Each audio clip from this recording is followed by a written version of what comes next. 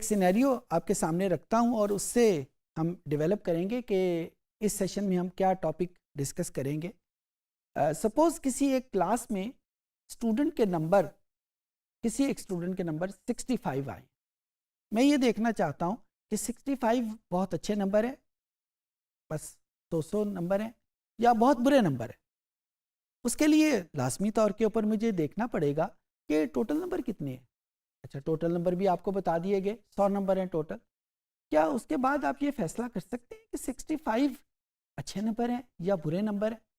हम ये तो कह सकते हैं कि परसेंटेज स्केल के ऊपर 65 इज़ ए गुड नंबर, लेकिन जब तक हमें ये नहीं पता चलेगा कि उसके बाकी क्लास के कितने नंबर हैं, किस रेंज में नंबर हैं। फॉर एग्जांपल, अगर आपको मैं एक एडिशनल इंफॉर्मेशन दूं कि सारी क्लास के नंबर 50 और 66 के दरमियान में लाई करते हैं। अब किसी स्टूडेंट के नंबर अगर 65 हैं तो इस रेंज में, जबकि पूरी क्लास 50 और 66 के दरमियान में उनके नंबर हैं, तो 65 तो बहुत अच्छे नंबर हैं।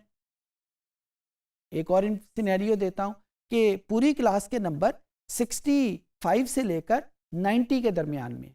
अब इस सिनेरियो में 65 कोई अच्छे नंबर नहीं है, बुरे नंबर है, स्टार्टिंग नंबर आते हैं। तो हमें जब ये देखना हो कि किसी एक नंबर की वैल्यू क्या है, मैं उसकी मैग्नीट्यूड की बात नहीं कर रहा, मैं उसकी वैल्यू की बात कर रहा हूँ। तो किसी एक नंबर की वैल्यू क्या है, तो हमें उसको रिलेटिव स्केल के ऊपर कन्वर्ट करना पड़ेगा। एक रिलेटिव स्केल आप बहुत दफ़ा इस्तेमाल करते आए हैं, जिसे हम परसेंटेज कहते हैं। परसेंटेज में हम ये रिलेटिविटी डेवलप करते हैं, उसका रिलेशन 100 के साथ डेवलप करके कि आउट ऑफ 100 कितने होंगे।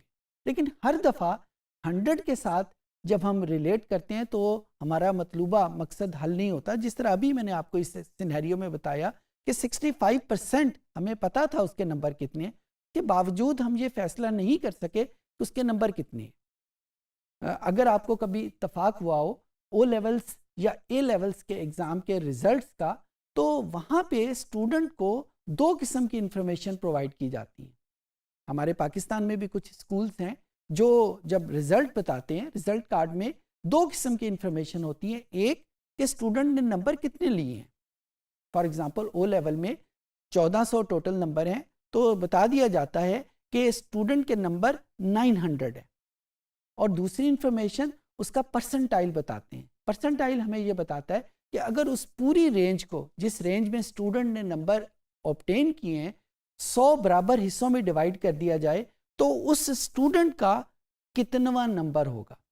फॉर एग्जांपल, यहाँ पे अगर आपको एडिशनल इंफॉर्मेशन दी जाए कि वो स्टूडेंट के नंबर 900 है, लेकिन उसका परसेंटाइल जो है वो 95th है, तो इसका मतलब क्या होगा कि सिर्फ 5% स्टूडेंट उस स्टूडेंट से ज़्यादा नंबर ले सकें, बाकी 95 ने उससे पीछे नंबर लिए। सो इस एडिशनल इंफॉर्मेशन ने हमें ज़्यादा बेहतर तरीके से वो जो 900 नंबर उसने लिए उसको वैल्यू बता दी। तो जब भी हम किसी नंबर की वैल्यू बताना चाहें तो we have to develop a series जो कि हमें उस नंबर की वैल्यू को बता सके। इस सेशन में हम फोकस करेंगे कि how would we develop that particular value for every number. जो टेक्निक हम इस्तेमाल करते हैं डेटा एनालिटिक में, उसके मुख्तलिफ नाम हैं। उसको हम कंबाइंडली क्वांटाइल कहते हैं, और इस क्वांटाइल को जब मैं टोटल को 4 बराबर हिस्सों में डिवाइड करूं तो इसको क्वार्टाइल कह देंगे। जब मैं टोटल को 5 बराबर हिस्सों में डिवाइड करूं तो इसको पेंटाइल कह देंगे। सिमिलरली 10 बराबर हिस्से करें तो इसको डिसाइल कह देंगे। और अभी जो मैंने आपको एग्जांपल दी परसेंटाइल की, अगर मैं 100 बराबर हिस्सों में डिवाइड करूं तो उसका नाम परसेंटाइल होगा। ये सिचुएशन के ऊपर डिपेंड करता है, हमारी चॉइस के ऊपर डिपेंड करता है कि मैं कहाँ पे क्वार्टाइल यूज़ करूं, कहाँ पे डिसाइल यूज़ करूं और कहाँ पे परसेंटाइल यूज़ करूं। बिल्कुल उसी तरीके से जिस तरह ओ लेवल्स और ए लेवल्स के रिजल्ट में कैम्ब्रिज यूनिवर्सिटी ने डिसाइड कर लिया हुआ है कि वो हमेशा जब रिलेटिविटी डेवलप करेंगे तो वो परसेंटाइल यूज़ करेंगे। तो ये नंबर्स को वैल्यू कैसे असाइन करते हैं, ये आज के सेशन में हम लर्न करेंगे। आइए कंप्यूटर पे चलते हैं और देखते हैं कि हम इसको कैसे यूज़ करेंगे। जी स्टूडेंट, ये मेरे पास कस्टमर डीबीएस की फ़ाइल है जिसको हम अक्सर सेशन में यूज़ करते हैं, और मैं यहाँ पे एक कॉलम इनकम का कॉलम है उसको मैं यूज़ करूँगा उसके क्वार्टाइल या परसेंटाइल वगैरह डेवलप करने में। यहाँ पे मैंने पहले से यूज़ किया हुआ है, इसकी जो रेंज है उसको मैंने नाम दिया हुआ है इनकम का, तो मैं बजाय उसका एड्रेस यूज़ करने के मैं उसकी रेंज का नाम यूज़ करूँगा। मैं दूसरी शीट पे चला जाता हूँ उसके क्वार्टाइल को डिफ़ाइन करने में। यहाँ पे मैं फर्स्ट क्वार्टाइल का लिख देता हूँ, और फर्स्ट क्वार्टाइल जिस तरह मैंने आपको बताया था 4 हिस्सों को कहते हैं, तो फर्स्ट क्वार्टाइल का मतलब होगा Q1, और यहाँ पे उसकी कमांड क्या होगी QUARTILE क्वार्टाइल, और यहाँ पे फंक्शन जो होगा वो मैंने उसकी रेंज लिखनी है। इनकम जिस तरह मैंने अभी आपको बताया कि मैंने उसको डिफ़ाइन किया हुआ है फ्रॉम O1 टू O5001, तो उसको मैंने डिफ़ाइन करके इनकम दिया हुआ है। और मैंने क्योंकि फ़र्स्ट क्वार्टाइल करना है तो यहाँ पे मैंने क्वार्टाइल का नंबर लिख दिया 1, तो यहाँ पे मुझे फ़र्स्ट क्वार्टाइल की वैल्यू आ जाएगी। सेकंड क्वार्टाइल जो है वो इसी तरीके से कमांड हम वही यूज़ करेंगे। मैं पहले ये कैलकुलेट कर लूँ, फिर मैं आपको ये थोड़ी सी एक्सप्लेनेशन दे देता हूँ कि इन क्वार्टाइल का मतलब क्या होगा, ये जो वैल्यूज़ आ रही हैं इनका मतलब क्या होगा। ये इसको मैं कैलकुलेट कर लिया, सेकंड को मैंने इनकम के आगे 2 लिख दिया, तो ये सेकंड क्वार्टाइल आ जाएगा। थर्ड क्वार्टाइल हमारे पास आ जाएगा कि उसी तरह कमांड का नाम लिखा हमने, ये रेंज आ गई, थर्ड वैल्यू लिखी और इसको ओके का बटन प्रेस किया। एंड देन फोर्थ क्वार्टाइल में हम यहाँ पे लिख देंगे क्वार्टाइल 4, तो ये हमारे पास 4 क्वार्टाइल आ जाएंगे। अच्छा, इन क्वार्टाइल का पर्पज़ ये है कि जो भी हमारे पास मिनिमम वैल्यू है इस डेटे की, वहाँ से लेकर, बाय द वे इस डेटे की मिनिमम वैल्यू 9 है, तो 9 से लेकर 24 तक सारी की सारी वैल्यूज़ फर्स्ट क्वार्टाइल में आएंगी, यानी वो पहला हिस्सा होगा। 24 से लेकर 38 तक ये हमारे पास सेकंड क्वार्टाइल है। 38 से लेकर 67 तक ये हमारे पास थर्ड क्वार्टाइल है, और 67 से लेकर 1073 तक ये हमारे पास फोर्थ क्वार्टाइल है।